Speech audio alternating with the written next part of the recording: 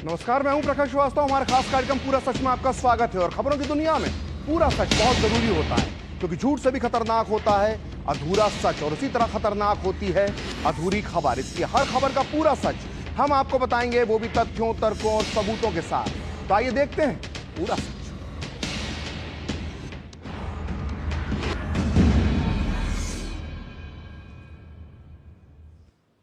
तो पहलगांव में जो दुर्दांत, नृशंस, दानवी हमला हुआ है, उसे लेकर एक चौंकाने वाली बात सामने आई है।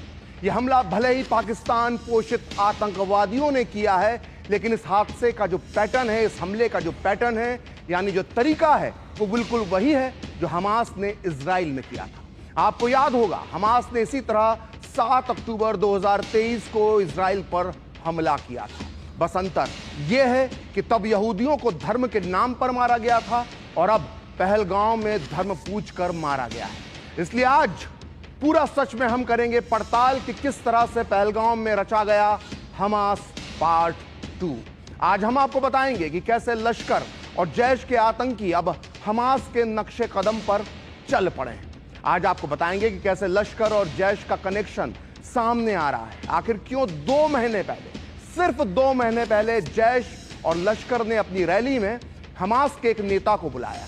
तो आज क्या जो पूरा सच है वो 1 घंटे का होगा, स्पेशल बुलेटिन होगा और उसमें होंगे कई बड़े खुलासे। तो बिना देर किए देखते हैं पूरा सच पूरे विस्तार के साथ। तो पहलगांव में पर्यटकों को निशाना बनाकर जो आतंकी हमला हुआ है, उसने पूरी दुनिया को हिलाकर रख दिया है। पहलगांव के आतंकी हमले की तस्वीरें देखकर सारी दुनिया को 1.5 साल पुराना एक ऐसा ही मंजर, खौफनाक मंजर कहें, याद आ रहा है, जब खुशियां मनाते, जश्न मनाते, छुट्टियों का लुत्फ उठाते कुछ मासूम बेगुनाह लोगों का नरसंहार किया गया था।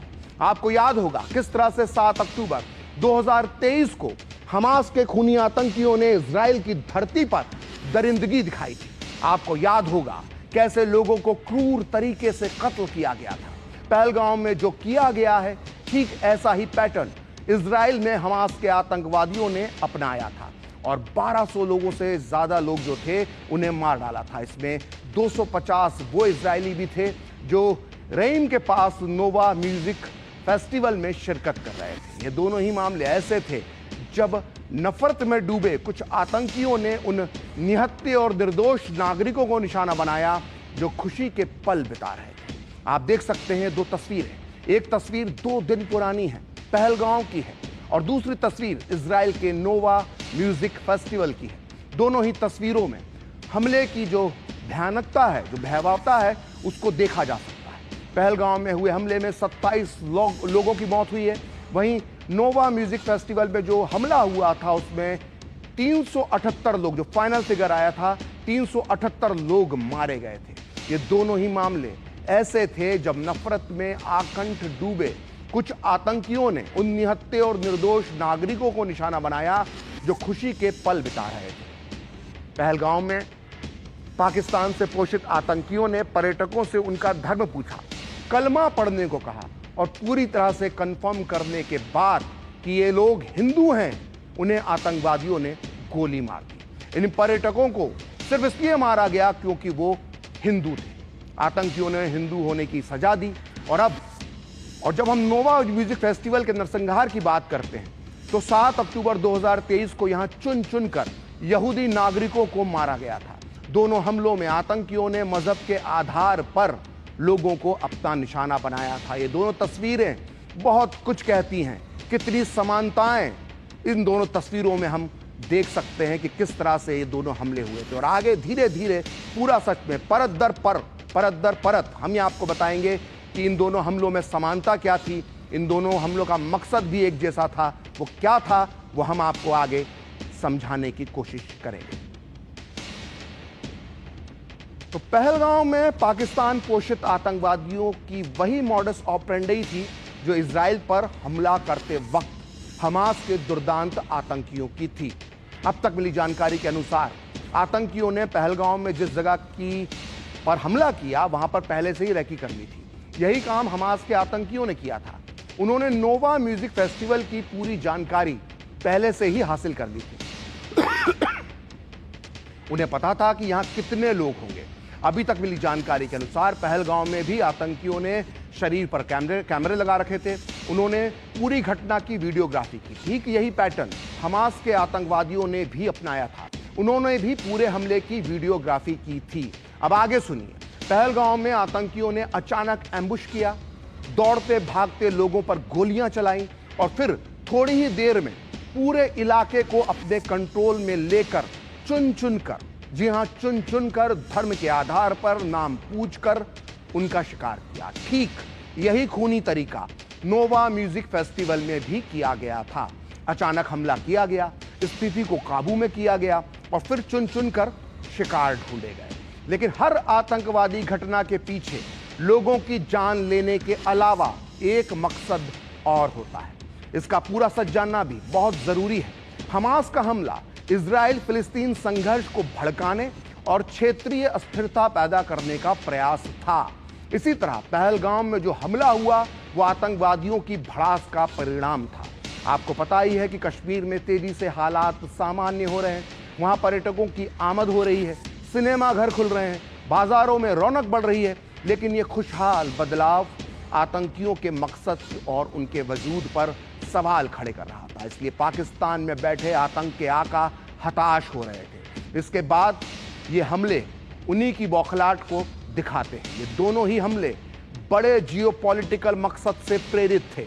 इजराइल में हमास द्वारा किए गए हमले और पहलगांव के इस हमले ने गहरे सामाजिक और भावनात्मक घाव छोड़े हैं। इजराइल में इस हमले को होलोकॉस्ट के बाद यहूदियों पर सबसे बड़ा घातक हमला किया गया। होलोकॉस्ट क्या था? जो द्वितीय विश्व युद्ध में हिटलर ने जिस तरह से यहूदियों का नरसंहार था, उसे होलोकॉस्ट कहा जाता है। और उसके बाद इस हमले को सबसे बड़ा हमला किया गया। वहीं पहलगाम हमले को कश्मीर में पर्यटकों पर अब तक का सबसे बड़ा हमला माना जा रहा है। कम से कम 27 साल में कश्मीर में बाहरी लोगों पर और खासकर पर्यटकों पर इतना बड़ा, इतनी लार्ज स्केल पर हमला कभी नहीं हुआ है। तो इसका मकसद क्या था, यह आसानी से समझा जा सकता है। आइए अब आपको दोनों आतंकवादी हमले के ठीक पहले का मंजर भी बताते हैं। दोनों ही हमले के पहले मौके पर खुशी का माहौल था। पहलगांव की बैसरन घाटी में पर्यटक बड़ी तादाद में मौजूद थे और पहलगांव की बैसरन घाटी बहुत खूबसूरत है। देवदार के ऊंचे ऊंचे पेड़, पहाड़ों से घिरा एक मैदान और मैदान पर दूर दूर तक फैली हुई नरम नरम हरी हरी घास। नजर उठाएंगे तो बर्फ से ढकी हुई पहाड़ों की चोटियां भी नजर आ जाएंगी। इस खुशनुमा माहौल में बेसरन की हरी भरी ढलानों पर जहां बच्चे हंसी मजाक कर रहे थे, परिवार घुड़सवारी का आनंद उठा रहे थे, कुछ लोग वीडियो बना रहे थे। आप देख सकते हैं तस्वीरों में किस तरह से जिप लाइन पर पर्यटक आनंद उठा रहे हैं, रोमांच का आनंद उठा रहे हैं। पर्यटक पूरी तरफ फैले हुए हैं। तस्वीर ठीक हमले के थोड़ी देर पहले आप देख सकते हैं छोटे छोटे बच्चे किस तरह से वहां पर गेमिंग जोन में खेल रहे हैं। महिलाएं जो हैं वो धूप सेक रही हैं। पहाड़ी सुंदर, और देखिए बच्चों की तस्वीरें, बच्चे दौड़ रहे हैं, माओ की गोद में जो है वो बच्चे नजर आ रहे हैं। और इसी तरह का जो जश्न का माहौल था वो नोवा म्यूजिकल फेस्टिवल में भी था। सुबह का वक्त था, म्यूजिक बज रहा था, युवा लड़के लड़कियां नाच रहे थे, मस्ती कर रहे थे, उत्सव सा माहौल था।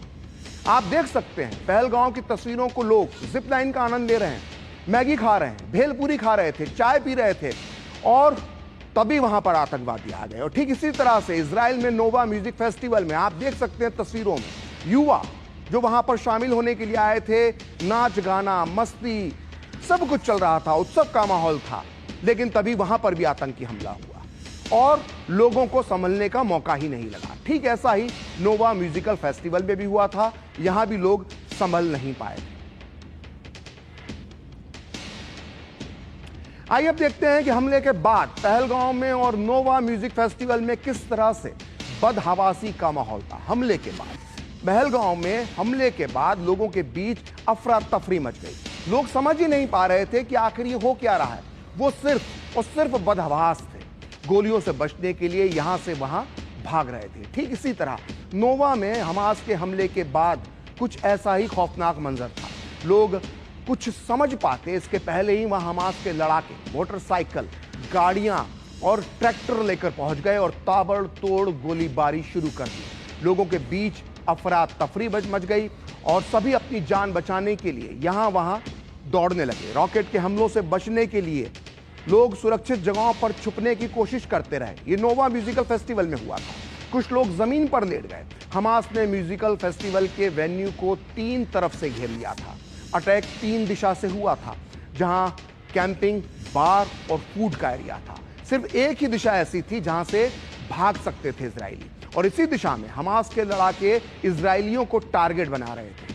ठीक यही तरीका आप देख सकते हैं तस्वीरों में पहलगांव में भी किया। पर्यटकों के पास भागने के लिए कोई रास्ता नहीं था, इसलिए वो चीखते हुए, चिल्लाते हुए खुले मैदान में दौड़ते हुए बदहवास से नजर आए, और कई लोग तो थकान और डर के मारे पेड़ों के पीछे छुप गए थे। तो आए 2 तस्वीरें हैं, एक पहलगांव की है जहां आतंक का खौफ है, और इजराइल जहां मौत का नाच हुआ था। देखिए किस तरह से हमला किया गया है। दोनों तस्वीरें हमले की लाइव तस्वीरें हैं। समानताएं आप देख सकते हैं किस तरह से कश्मीर के पहलगांव में पर्यटकों को निशाना बनाया गया, और इजराइल के नोवा म्यूजिकल फेस्टिवल में 7 अक्टूबर 2023 को किस तरह से हमास के लड़ाकों ने वहां जो पर्यटक आए थे, म्यूजिक फेस्टिवल में शामिल होने जो पर्यटक आए थे, उनको निशाना बनाया था। समानताएं आप देख सकते हैं।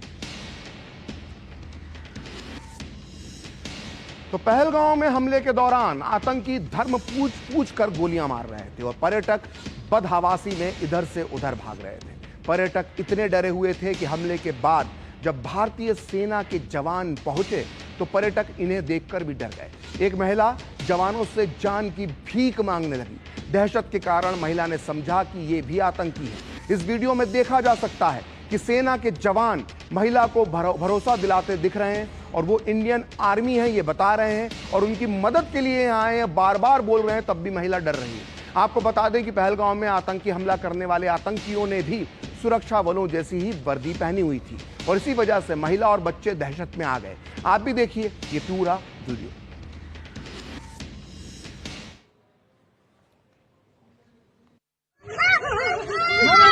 अरे नहीं हम लोग फौज हैं। हम लोग बैठो हम लोग फौज हैं। बैठो चलो। अरे हम लोग फौजी हैं, कुछ नहीं करेंगे। आपकी सेफ्टी के लिए आए हैं, आपकी सेफ्टी के लिए आए हैं। बैठो आपकी सेफ्टी के लिए आए हैं। हम इंडियन आर्मी हैं। बैठो। ये इंडियन आर्मी आप लोग कहाँ से आए हो? कहाँ से आए आप लोग? आपके बच्चे कुछ नहीं करेंगे। थोड़ा बताइए। हुआ पति आए हैं। बैठो आपकी सेफ्टी के लिए आए हैं। हम इंडियन आर्मी हैं। बैठो। ये इंडियन आर्मी आप लोग कहाँ से आए हो? कहाँ से आए आप लोग? आपके बच्चे कुछ नहीं करेंगे। थोड़ा बताइए। हुआ पति को मार दिया? नहीं बेटा शांत रहो। हेलो पानी पियो। कहाँ से आए लोग? हैदराबाद से। अरे ये साथ में आपके हैदराबाद के हैं।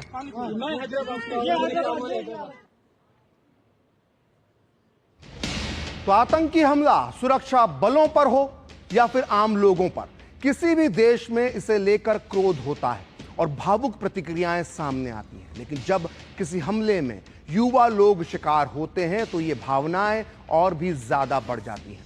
पहलगांव के आतंकी हमले में भी यही हुआ। यहां कई युवा मारे गए। कई की तो जो है वो नई शादी हुई थी। किसी के छोटे छोटे बच्चे थे, लेकिन उनके बच्चे और उनकी पत्नी के सामने ही उन युवाओं को दर्दनाक मौत दे दी गई। हमास ने नोवा म्यूजिकल फेस्टिवल में भी यही किया था। उसने चुन चुन कर युवाओं को मारा था। वैसे भी उस दिन वहां युवाओं की संख्या बहुत ज्यादा थी नोवा म्यूजिकल फेस्टिवल में, और यही कुछ पहलगांव में दोहराया गया। पहलगांव में आतंकी हमले की एक तस्वीर तो आपने देखी होगी कि एक नई नवेली दुल्हन हाथ में लाल चूड़ा पहने हुए अपने पति के शव के पास बेसुध होकर बैठी है। उसके पति का धर्म पूछ कर मारा गया था। ये तस्वीर देखिए, लाल लहंगे में सजी दुल्हन, सर पर सहरा बांधे दूल्हा, वरमाला के फूलों से सजा मंडप, और बीच में दूल्हे की वो मुस्कुराती आंखें जो हमेशा के लिए बंद हो गई हैं। इन नए नवेले जोड़ों ने कुछ दिन पहले ही 7 फेरे लिए थे। 7 जन्मों तक जीने मरने की कस्में खाई थी, लेकिन ये 7 सिर्फ 7 दिनों में ही छूट गया। पहलगाम हमले के बाद इन तस्वीरों ने सभी की आंखों को नम कर दिया है।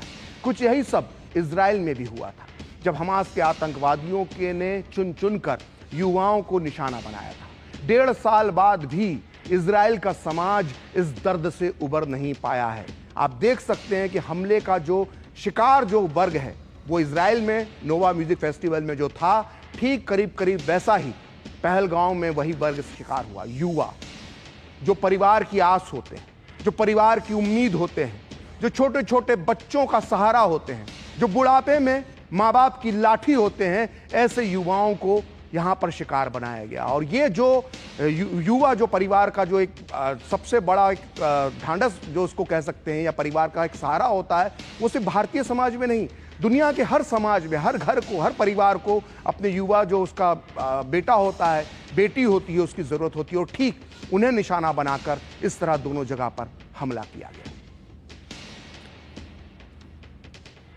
तो 7 अक्टूबर 2023 को इजराइल में जो हमला हुआ उसमें बेकसूर यहूदी मारे गए, और 22 अप्रैल 2025 को जो पहलगाम में हमला हुआ उसमें मासूम हिंदू मारे गए। यहां मरने वालों का धर्म अलग है, रंग अलग है, लेकिन दोनों ही जगह पर उन्होंने अपने धर्म की कीमत चुकाई।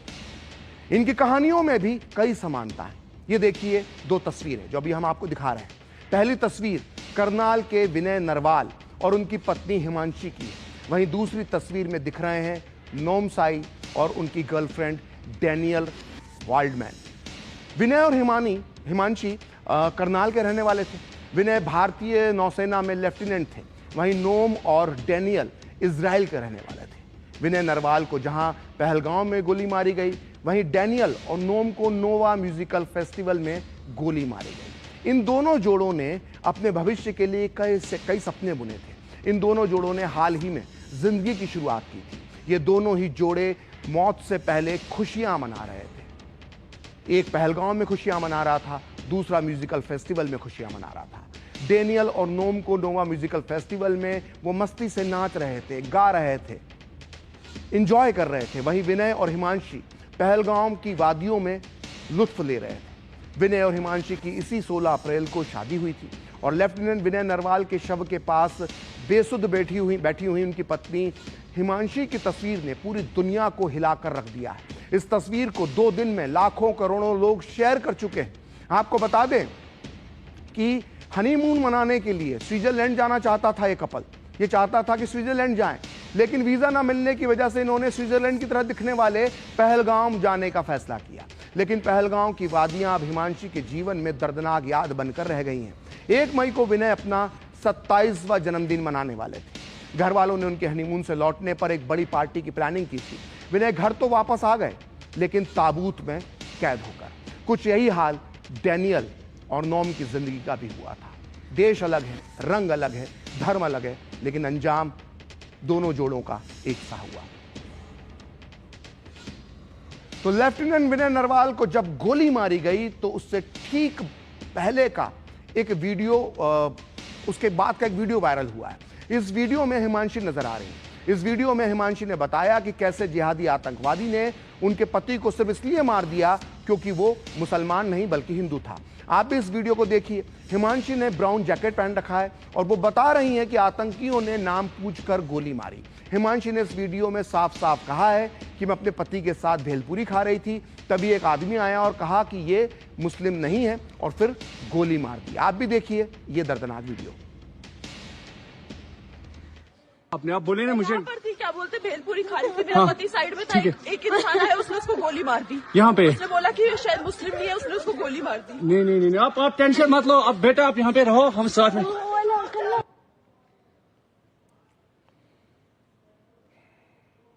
तो लेफ्टिनेंट विनय नरवाल का शव पहलगाम में कल दिल्ली लाया गया, जहां एयरपोर्ट पर इस जाबाज नौसैनिक को श्रद्धांजलि दी गई। इस दौरान जब हिमांशी ने अपने पति को भावभीनी विदाई दी तो इस दर्दनाक दृश्य को देखकर हर किसी की आंखों में आंसू छलक आए।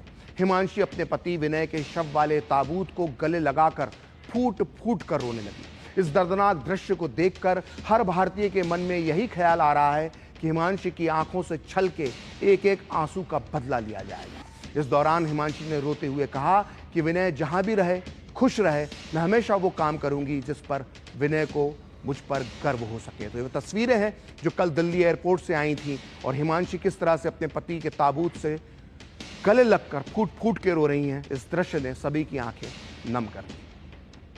आप देख सकते हैं इन तस्वीरों में कि कोशिश कर रहे हैं लोग कि हिमांशी को ढांढस बनाए, लेकिन हिमांशी अपने पति को आखिरी सलामी दे रही हैं, आखिरी सलाम कर रही हैं। और उन्होंने यहाँ पर कहा था, अपने पति से आखिरी शब्द यही कहे थे कि वो जहाँ रहें खुश रहें और वो जो ऐसा कुछ काम करेंगी जिनसे उनके पति को गर्व महसूस हो सके हिमांशी पर। आप देख सकते हैं तस्वीरें जिसने पूरे देश को दहला दिया। तो वहीं बेटे विनय नरवाल की मौत से पिता राजेश भी बेहद आहत हैं, लेकिन उनके हौसले भी को सलाम है। उन्होंने कहा कि यह घटना असहनीय है, लेकिन पूरा देश इस दर्द में उनके साथ खड़ा है और इस दर्द को पूरा देश महसूस कर रहा है। आप भी सुनिए शहीद विनय नरवाल के पिता ने क्या कहा। फेर है ये, और समय बलवान होता है और जाहिर सी बात है कि 2 दिन पहले अभी तो टेंट भी यहाँ से पूरी तरह से उखड़ा नहीं था, बट इतना दुखों का पहाड़ टूटा है। मुझ पर अकेले पे नहीं है, पूरा देश मेरे साथ है। और ठीक है, अनरिपेयरेबल, अनबियरेबल एंड अनटॉलरेबल है मेरे लिए और मेरी फैमिली के लिए, बट भगवान ही संभल देगा इसके लिए।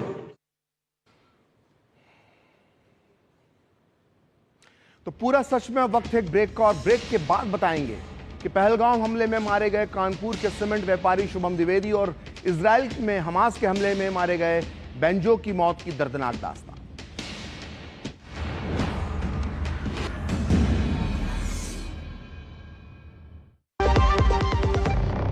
सस्ते वाले दाल मसाले स्वाद हुआ बेकार, MDH की हल्दी मिर्ची धनिया करे कमाल। ये रंग दे, ये खुशबू दे, ये तीखा, ये कम पड़े, क्या निराला MDH मसाला। बिजली का बिल, किराना, स्कूल फीस सब हो गया। बन गया बजट? हाँ, 5000 बच गए। तो नई साड़ी ले ले ना, पिछले महीने तो ली थी। एक और नहीं, पहले बजट बनाओ, फिर छोटी छोटी बचत को बैंक में सेव करो और पैसों को बढ़ते देखो। बढ़िया, जाओ भाई। RBI कहता है वित्तीय समझदारी समृद्ध नारी।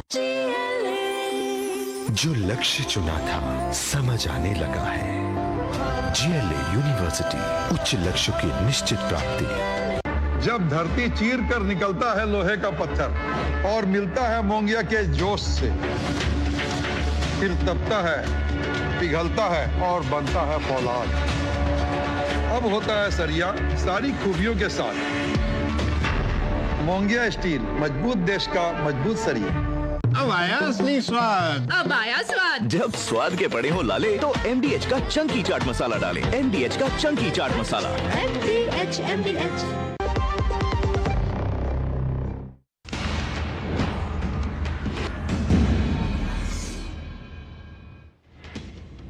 तो पहलगाम के नृशंस आतंकवादी हमले में कानपुर के सीमेंट व्यवसायी शुभम द्विवेदी की भी मौत हो गई। इसी तरह इजराइल में हुए हमास के हमले में इताई बेंजो की भी मौत हुई। दोनों ही नौजवान थे, दोनों के ही सपने थे। शुभम अपनी पत्नी ऐशन्या और माता पिता सहित परिवार के साथ पहलगाम घूमने गए थे। शुभम की पत्नी ऐशन्या ने बताया कि आतंकियों ने उनका नाम और धर्म पूछकर सर में गोली मार दी। इसी 12 फरवरी 2025 को शुभम और ऐशन्या की शादी हुई थी। वहीं इताई बेंजो अपने दोस्त के साथ नोवा म्यूजिक पार्टी में शामिल हुए थे और जब हमला शुरू हुआ तो इताई बेंजो ने अपने दोस्त के साथ अपनी कार से भागने की कोशिश की। रास्ते में उन पर आतंकवादियों ने हमला किया और उनकी हत्या कर दी।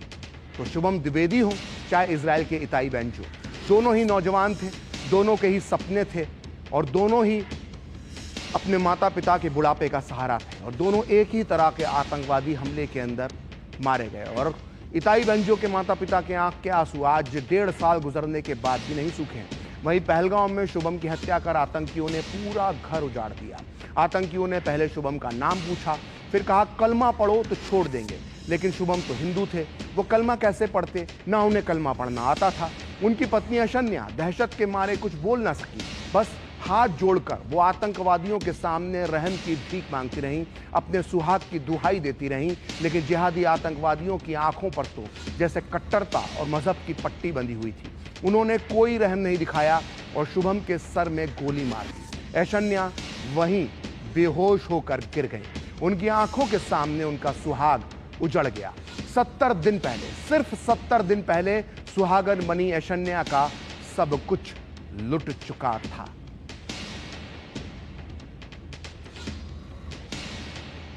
तो पूरा सच में अब वक्त है एक ब्रेक का, और ब्रेक के बाद बताएंगे शुभम का वो आखिरी वीडियो और कैसे दी गई शुभम को अंतिम विदाई।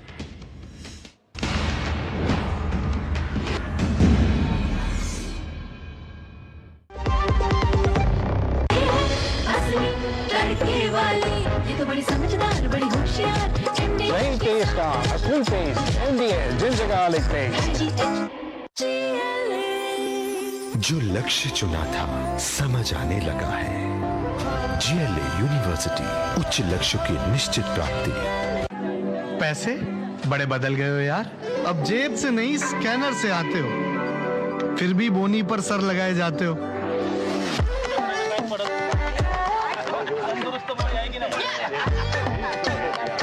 होलिया चेंज हुआ पर अंदर से वही हो। बदले हो लेकिन इतने भी नहीं बदले हो।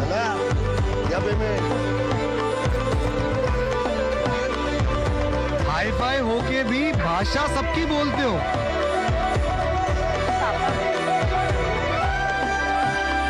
तिजोरी में नहीं लेकिन महफूज अब भी हो। पैसों का तरीका जितना भी बदले, हमारे लिए उसकी कदर नहीं बदलेगी। भीम, भारत का भरोसा, भारत का अपना पेमेंट्स ऐप।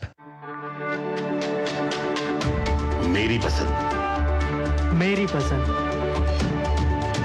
मेरी पसंद, मेरी पसंद, हमारी पसंद, हम सबकी पसंद। मजबूत देश का मजबूत सरिया हो गया स्टील। शादी का किचन मैं के जहां, गोल्डी किचन किंग मसाले हो वहां। गोल्डी लाई है फ्रेश लॉक टेक्नोलॉजी, जो रखे मसालों को हर समय फ्रेश।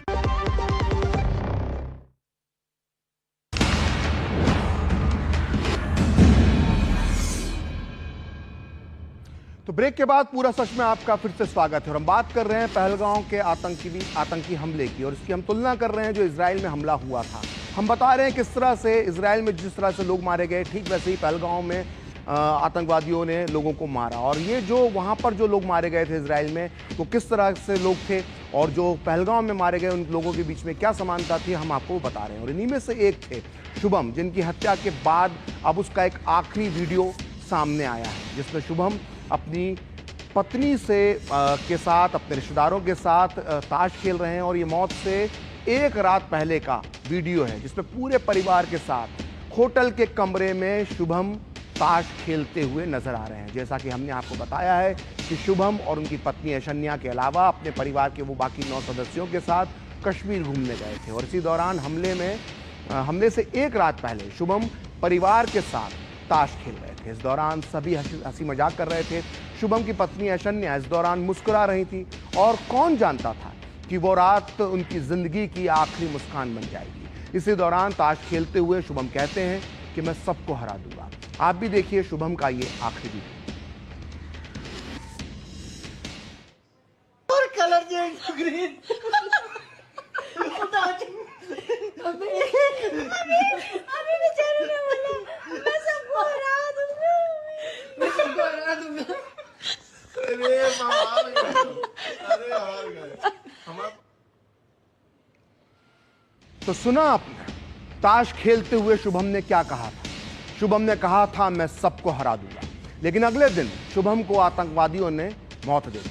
लेकिन आज पूरा देश शुभम से वादा करता है कि शुभम अभी तुम हारे नहीं हो, अभी ये बाजी पूरी नहीं हुई है, अभी आखिरी बाजी बाकी है। और इस बाजी में जीत शुभम की होगी, जीत इस देश की होगी, और हार होगी उन कायर जिहादी आतंकवादियों की जिन्होंने शुभम को उसकी पत्नी ऐशन्या से छीना है,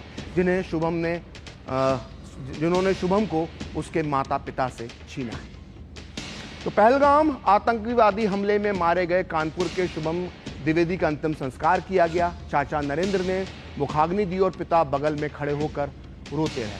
सुबह जब घर की ड्योढ़ी से शमशान घाट तक शव यात्रा निकली तो पत्नी ऐशन्या चीख पड़ी।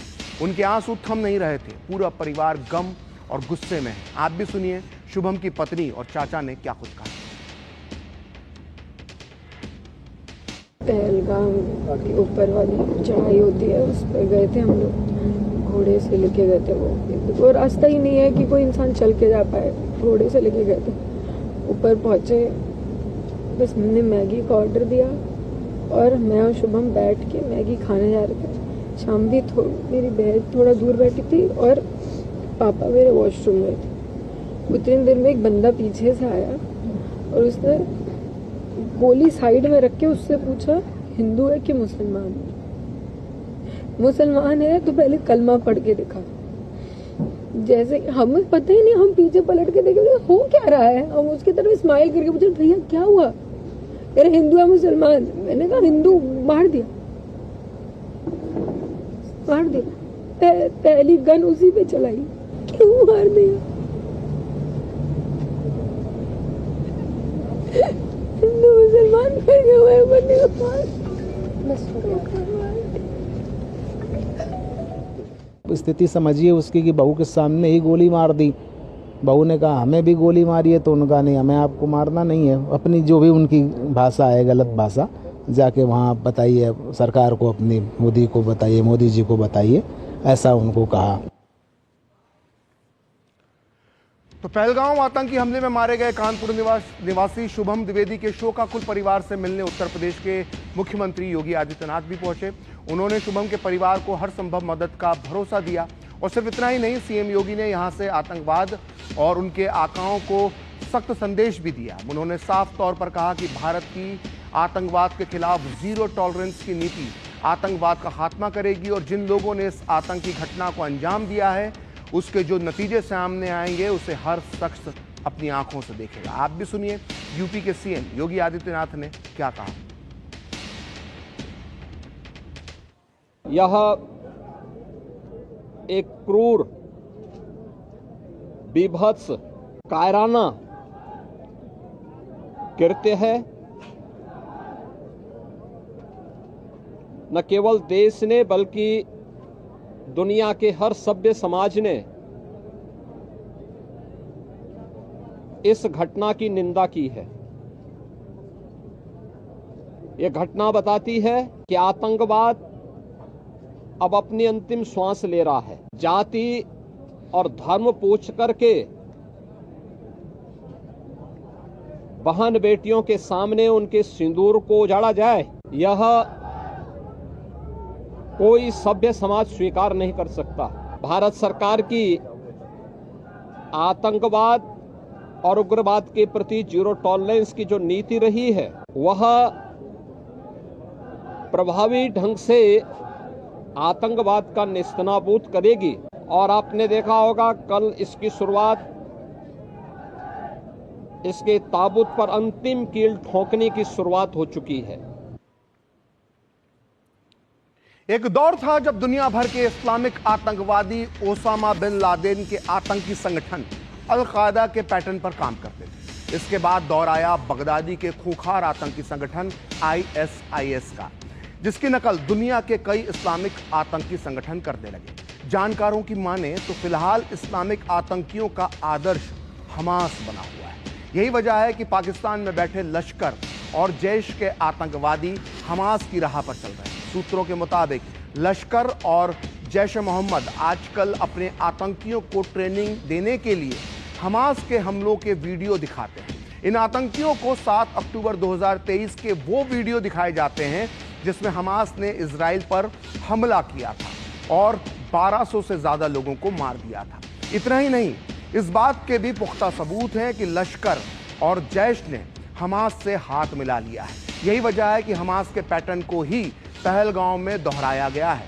इसी साल 5 फरवरी को, यानी पहलगाम हमले से ठीक 70 दिन पहले, जी हाँ ठीक 70 दिन पहले, पाकिस्तान के रावलकोट में एक रैली हुई थी जिसमें लश्कर तैयबा और जैश मोहम्मद के अलावा हमास के एक बड़े कट्टरपंथी ने भी हिस्सा लिया था। इस रैली में कश्मीर और फिलिस्तीन को लेकर नफरती भाषण दिए गए थे। इस कार्यक्रम में जैश ए मोहम्मद का जो चीफ है मौलाना मसूद अजहर, उसका छोटा भाई तला सैफ भी शामिल हुआ था। इसके अलावा जैश कमांडर असगर खान और मसूद इलियास भी साथ में मौजूद थे। और ख़ास बात है कि पाकिस्तान 5 फरवरी को कहने को कश्मीर एकजुटता दिवस मनाता है, लेकिन ये कुछ नहीं है, बस जम्मू कश्मीर में अपने अलगाववादी एजेंडे को आगे बढ़ाने का एक पाकिस्तान का प्रचार का एक हथकंडा है। आपको बता दें कि इस रैली में हमास के प्रवक्ता और प्रतिनिधि खालिद अल कदोमी ने भी हिस्सा लिया था। कदोमी ने इससे ठीक एक दिन पहले पाकिस्तान के कट्टरपंथी इस्लामी नेता मौलाना फजलुर रहमान से उनके घर पर मुलाकात की थी। आपको बता दें कि हमास के लिए पाकिस्तान में खुल्लम खुल्ला प्यार दिखाया जाता है, जबकि हमास को लेकर अमेरिका और यूरोपीय देशों ने इसे आतंकी संगठन करार दे रखा है।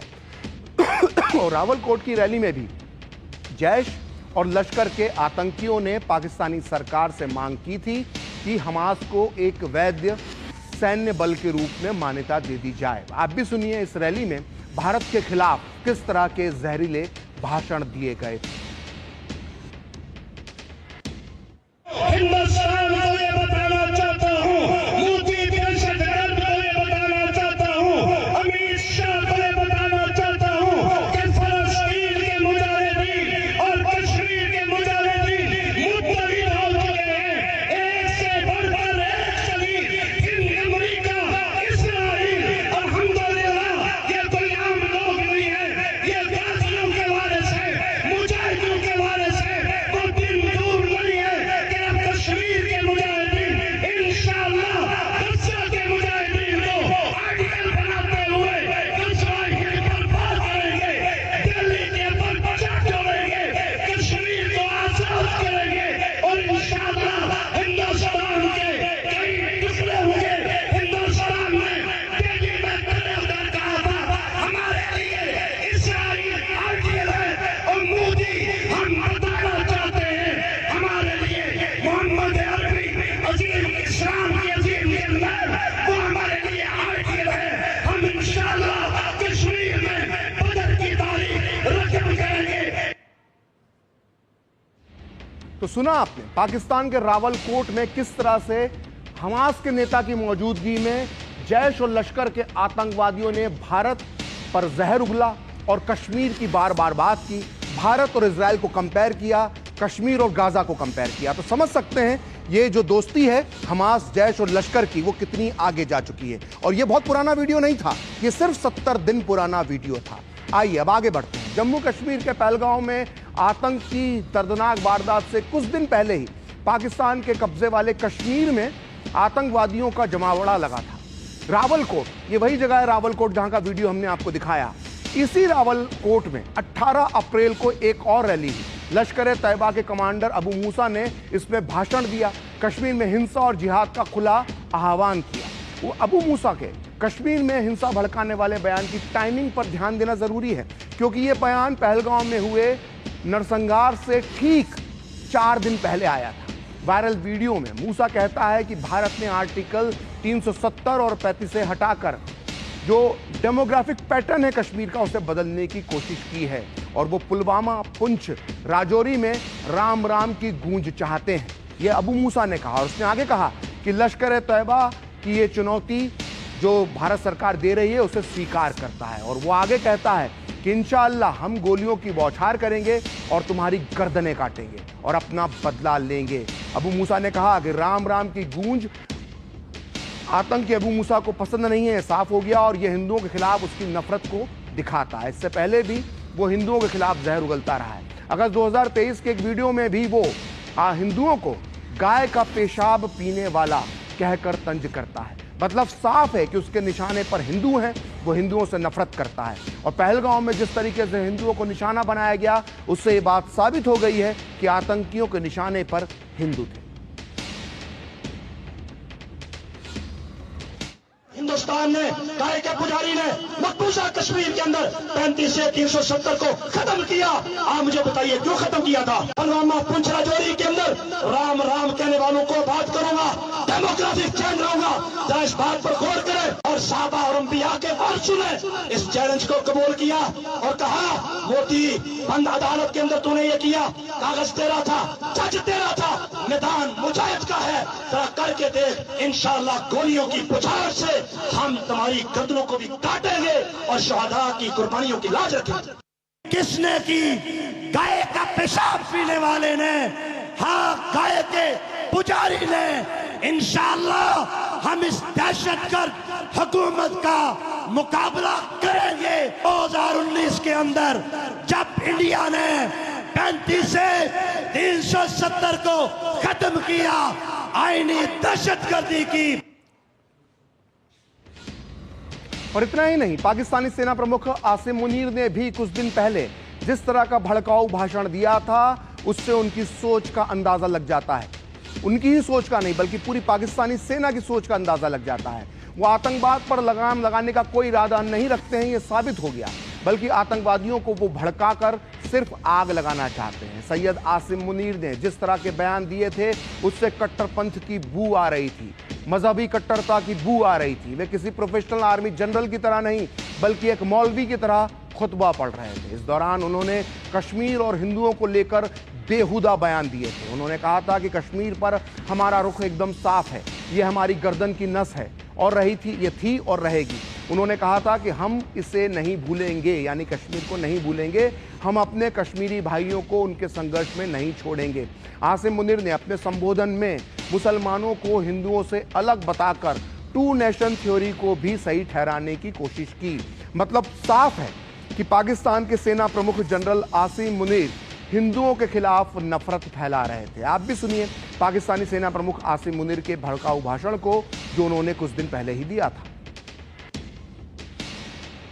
Government stance on Kashmir is absolutely clear. It was our jugular vein.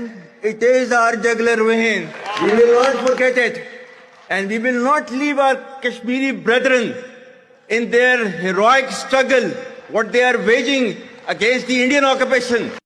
Well, our forefathers, they thought that we are different from the Hindus in every possible aspect of life. Our religion is different. Our customs are different. Our traditions are different. Our thoughts are different. Our ambitions are different. That was the foundation of the two-nation theory that was laid there. That we are two nations. We are not one nation. So because of that, our forefathers, they struggled, mounted that incessant struggle to create this country.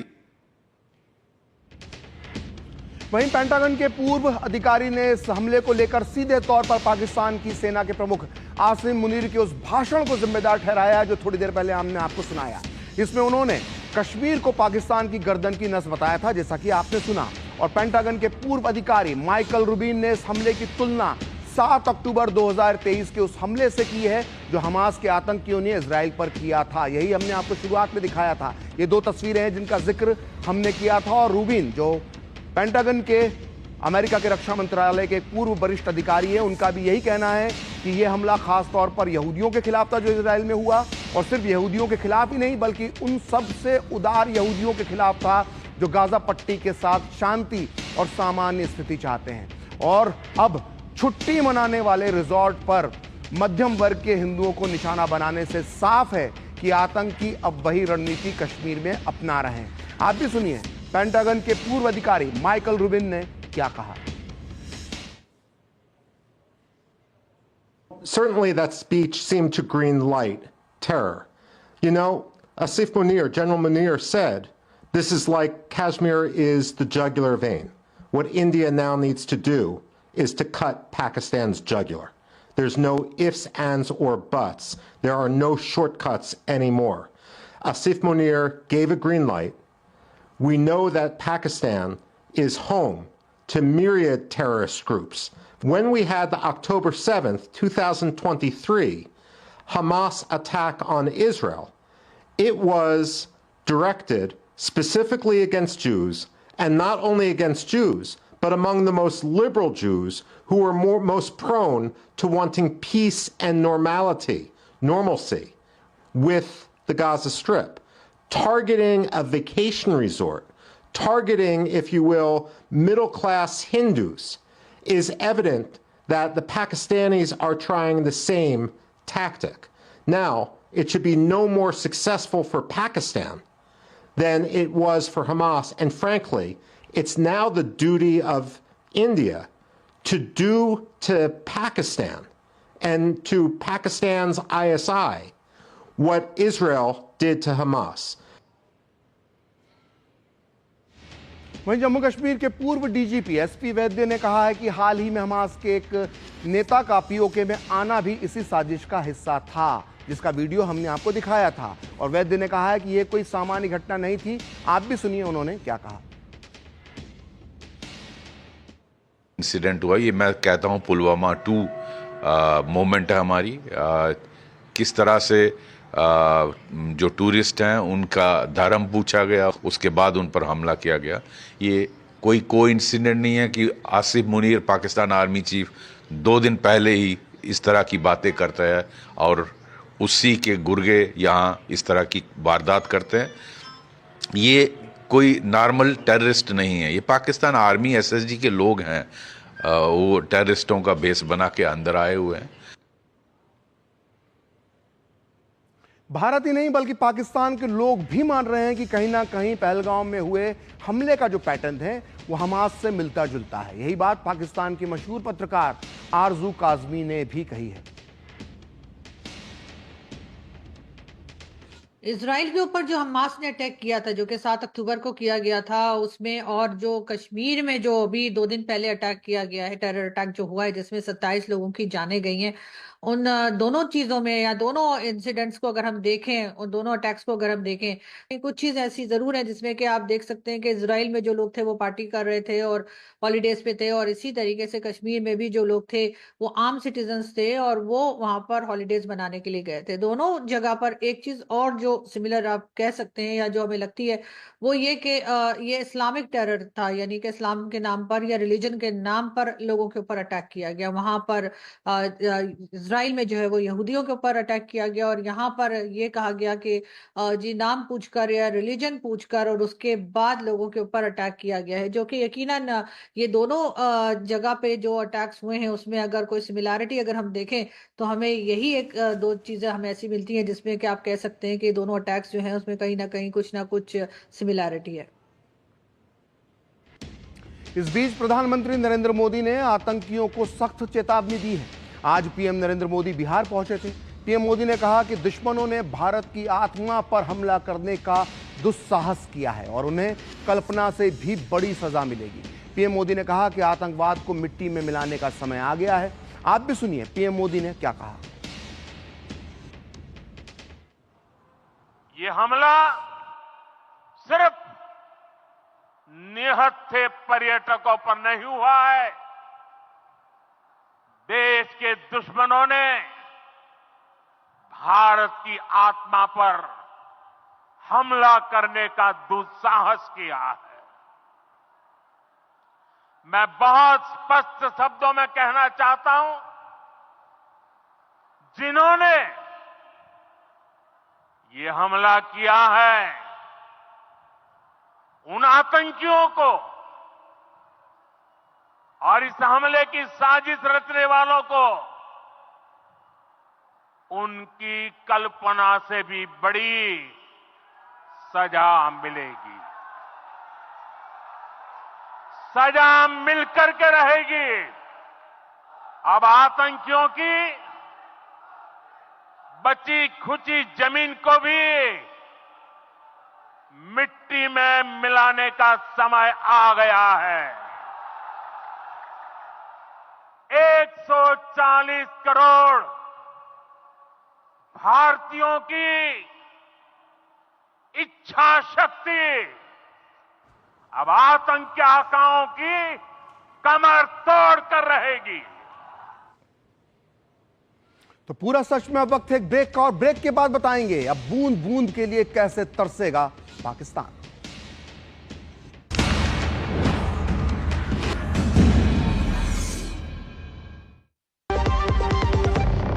अब आपके घर के खाने में restaurant जैसा स्वाद ले आए MDH का शाही पनीर मसाला। पनीर को क्या मस्त बना डाला। जब धरती चीर कर निकलता है लोहे का पत्थर और मिलता है मोंगिया के जोश से, फिर तपता है, पिघलता है और बनता है फौलाद। अब होता है सरिया सारी खूबियों के साथ। मोंगिया स्टील, मजबूत देश का मजबूत सरिया। जो लक्ष्य चुना था समझ आने लगा है। GLA यूनिवर्सिटी, उच्च लक्ष्य की निश्चित प्राप्ति। अबे दे दूंगा पैसे यार, चल। आज पैसे दे रहा? अच्छा बाबू बशाई, समोसा स्प्लिट करने से प्यार बढ़ता है और बिल स्प्लिट करने से दोस्ती। स्प्लिट करिए कोई भी पेमेंट। भीम, भारत का भरोसा, भारत का अपना पेमेंट ऐप। शादी का किचन मैं के जहाँ, गोल्डी किचन किंग मसाले हो वहाँ। गोल्डी लाई है फ्रेश लॉक टेक्नोलॉजी, जो रखे मसालों को हर समय फ्रेश।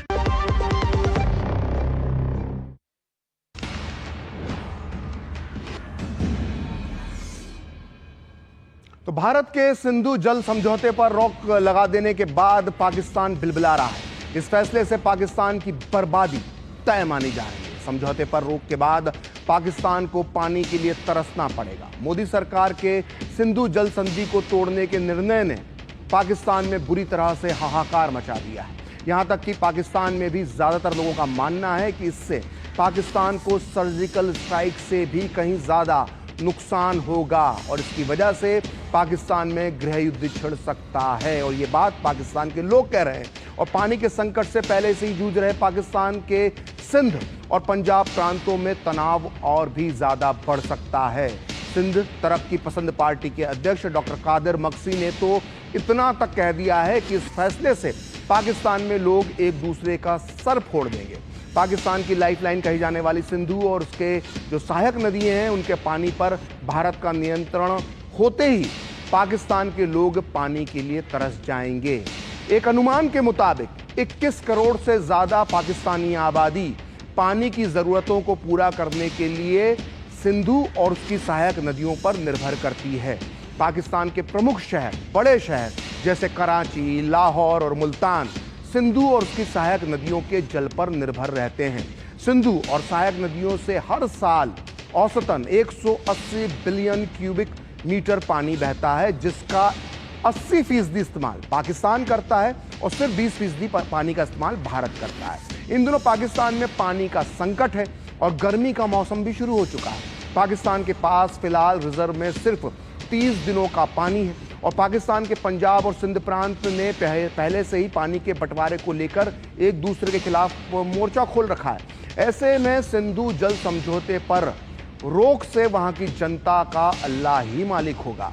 ध्यान देने वाली बात है कि पाकिस्तान की 80% खेती योग्य भूमि की सिंचाई सिंधु और उसकी सहायक नदियों के पानी से होती है।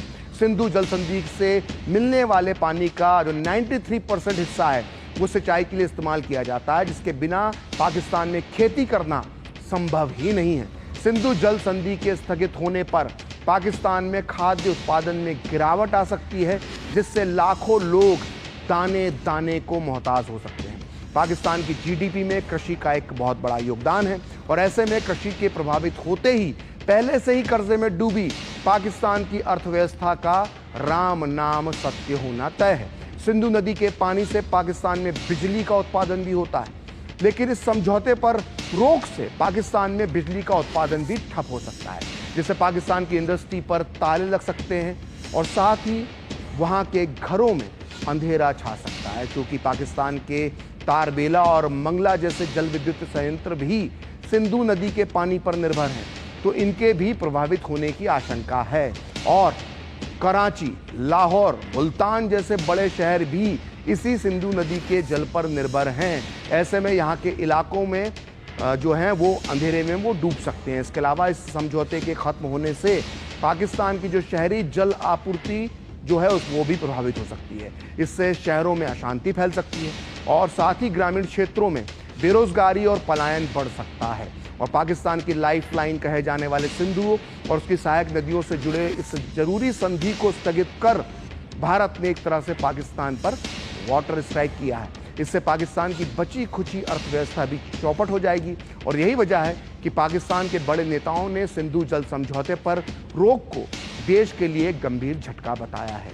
और पाकिस्तान के लोगों का भी मानना है कि सिंधु जल समझौता रद्द होने से पाकिस्तान को भारी दिक्कतों का सामना करना पड़ेगा। खेत सूख जाएंगे, खाद्यान्न संकट हो जाएगा। आइए सुनते हैं पाकिस्तान के मशहूर पत्रकार आरजू काज़मी ने इस बारे में क्या कहा। भारत की तरफ से जो water treaty, Indus water treaty के लिए कहा यह जा रहा है कि जी वो सस्पेंड कर दी गई है, या उससे जाहिर है कि पाकिस्तान को बहुत ज्यादा नुकसान हो सकता है, बिकॉज पाकिस्तान में पहले ही वाटर शॉर्टेज है, जिसकी वजह से सिंध में अभी इस वक्त मैं आपसे बात कर रही हूँ, उस वक्त भी वहां पर प्रोटेस्ट चल रहा है, जगह जगह पर रोड ब्लॉक की गई है। और पंजाब की तरफ जो है 6 नहरें निकाले जाने का प्लान किया जा रहा था, जो कि ग्रीन पाकिस्तान प्रोजेक्ट चोलिस्तान में जो है उसके ऊपर वो पानी लेकर आना था, लेकिन उसके लिए प्रोटेस्ट चल रहा है। और ऐसे में अगर भारत भी पाकिस्तान का इस तरह से पानी बंद कर देगा और इंडस वाटर ट्रीटी को जो है सस्पेंड कर देगा, तो डेफिनेटली पाकिस्तान को बहुत ज्यादा प्रॉब्लम्स देखने को मिल सकती हैं, क्योंकि कई जगह में जाहिर है कि आप जानते ही है कि चाहे हमारे खेत हो, चाहे बिजली बनाई जानी हो, या कई दूसरे काम हो जिसमें कि पानी की बहुत सख्त जरूरत होती है, और पाकिस्तान इस वक्त ऑलरेडी वाटर शॉर्टेज को झेल रहा है। ऐसे में अगर भारत की तरफ से पानी बंद कर दिया गया तो ये एक बहुत बड़ा इशू पाकिस्तान के लिए, पाकिस्तान के सामने, पाकिस्तान के एस्टैब्लिशमेंट और पाकिस्तान की गवर्नमेंट के सामने खड़ा होगा। तो आज पूरा सच में इतना ही। कल फिर होगी आपसे मुलाकात अपने इस खास कार्यक्रम पूरा सच में किसी और मुद्दे की पड़ताल के साथ। तो मुझे और मेरी पूरी टीम को दीजिए अनुमति। नमस्कार।